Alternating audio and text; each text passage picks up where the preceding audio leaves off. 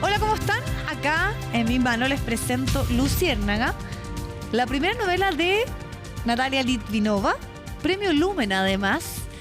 ¿Y con quién tenemos el contacto a esta hora? Podemos conversar con ella. Ella es bielorrusa, vive en Buenos Aires, pero ahora la encontramos en Roma, así que totalmente cosmopolita. Y nosotros desde Santiago de Chile. ¿Cómo estás?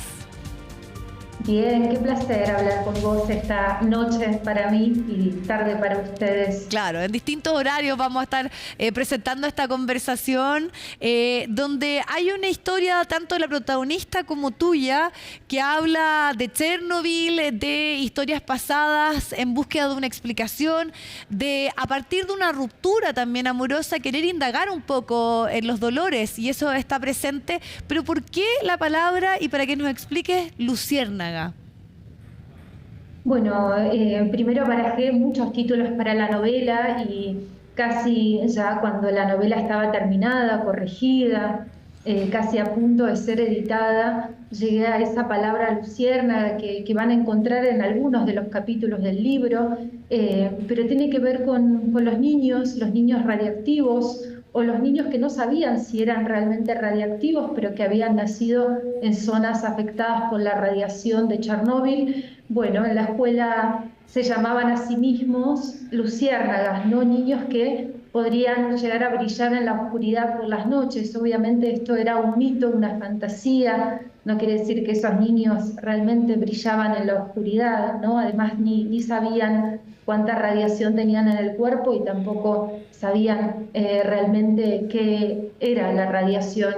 Y también tiene que ver con una búsqueda luminosa Sí. en esta historia que también tiene momentos de gran oscuridad, densidad, como bien dijiste vos. O sea, vamos a encontrarnos en este libro con historias de dolor, con historias que tienen que ver con la memoria, la genealogía, y también la luz entra por esas grietas. Sí, y con esas historias que muchas veces no están en los relatos oficiales, son las historias al margen, la de las infancias, pero también historias de mujeres. Eso es muy relevante, y mujeres muy fuertes, mujeres que tienen que enfrentar sus vivencias, el migrar, el mudarse, y que lo viven de una manera muy distinta a los hombres.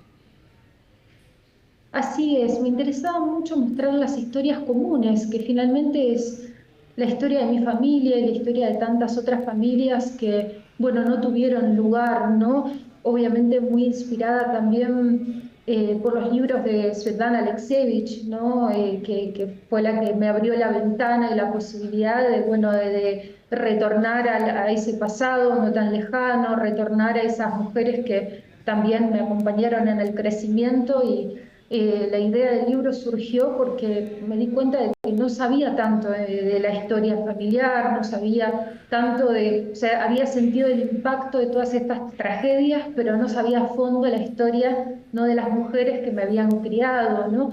Porque claro, son historias que fueron marcadas por el silencio, ¿no? Estamos hablando también de otra generación, de generaciones que tuvieron que sobrevivir, ¿no? Esta idea de sobrevivir, ¿no?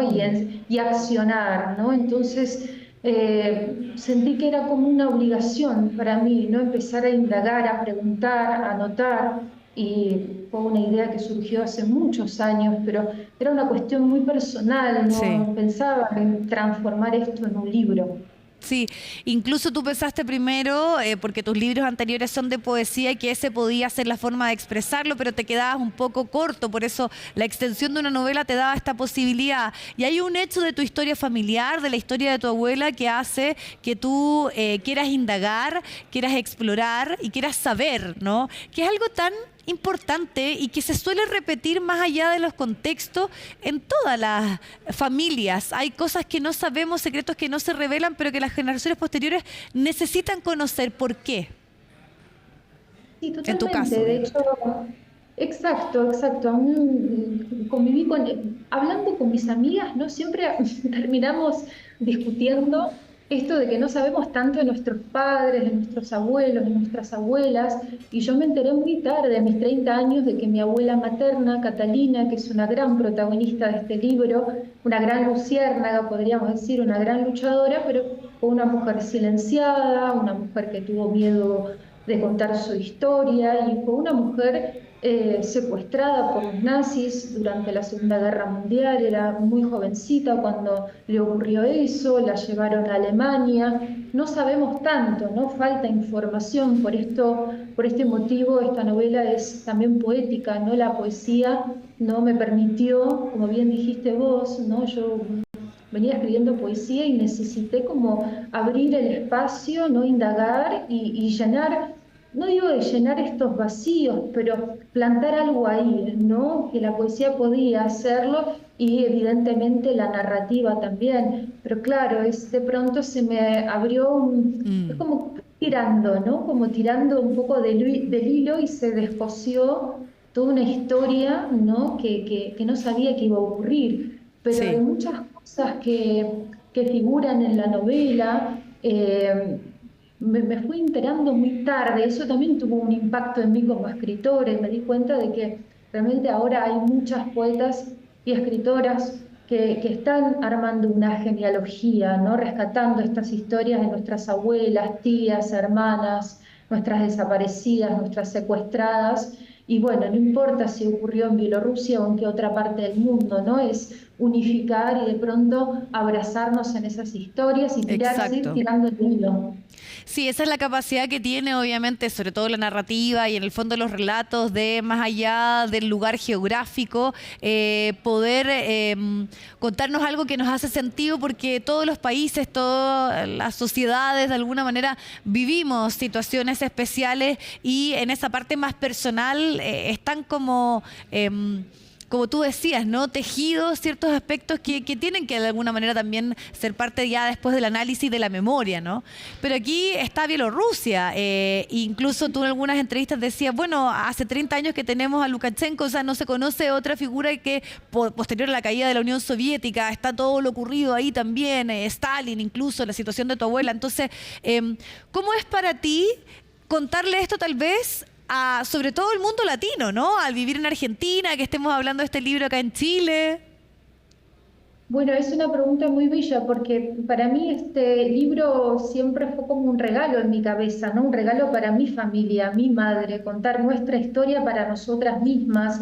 Yo nunca sentí que estaba contando esto para Latinoamérica. De hecho, no pensé que este libro en algún momento iba a salir, y lo mandé, ni bien terminé el libro, lo mandé a concursar, pero no pensé que iba a ganar. O sea, yo realmente nunca me preparé para esta pregunta que me estás haciendo. Yo creo que la escritura es algo generoso, es algo salvaje. Yo solo sabía que no podía no escribir esta historia. La historia se impuso, me atravesó como un rayo, ¿no? Por eso también sigo pensando de manera poética. A veces estos acontecimientos quedan atrapados en nosotros o en nosotras, pero después llega un momento que ya tenemos que descargar también todas esas historias. Para mí esa descarga es la escritura, pero yo no estaba preparada. No sé si ahora estoy preparada, estoy como conociendo mi libro de alguna forma. No deja de sorprenderme que haya salido ganador y que está siendo tan bien recibido, ¿no? Sí, y además tomaste decisiones que son bien interesantes en el relato, por ejemplo, que está principalmente construido a partir de diálogos.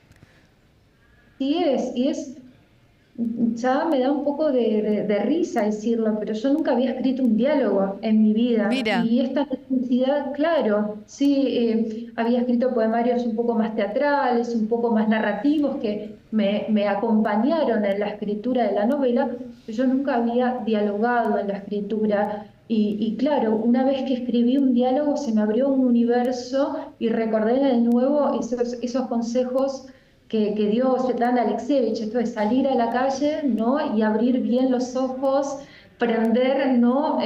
Los sensores que tenemos en las orejas y escuchar. Y me di cuenta que yo había escuchado de niña, ¿no? Aparece el personaje de Natalia, niña, escuchando detrás de las puertas, escuchando la radio, espiando en el colegio, ¿no? Y fue un poco volver a esa niña que espiaba, se hacía preguntas, se asombraba, ¿no? Entonces entendí que tenía que llevarlo al diálogo, que tenía que ser algo natural, fresco, orgánico, ¿no? Sí, qué bonita esa descripción, porque finalmente es algo tan instintivo, tan intuitivo el contar algo y que se expresa tanto durante nuestra infancia, lo vamos perdiendo, pero como tú ya nos relatabas, esto puede regresar, como fue en tu caso, para presentarnos este libro Luciérnaga, para ganar además también un premio que lo tiene en distintos lugares del mundo y para entender que los procesos y los contextos históricos, incluso la geografía, no determina los buenos relatos y la necesidad muchas veces de contar historias que está presente en este libro, Natalia. Gracias por tu tiempo y mucha suerte en todo lo que estás haciendo y nos reencontramos pronto, ¿no? Muchísimas gracias por esta hermosa conversación y espero que les guste Luciérnaga. Sí. Gracias, Natalia. Luciérnaga entonces también bajo la editorial Penguin está disponible, es de Lumen, así que es un muy bonito relato para poder disfrutar. Que estén muy bien. Nos vemos en la próxima.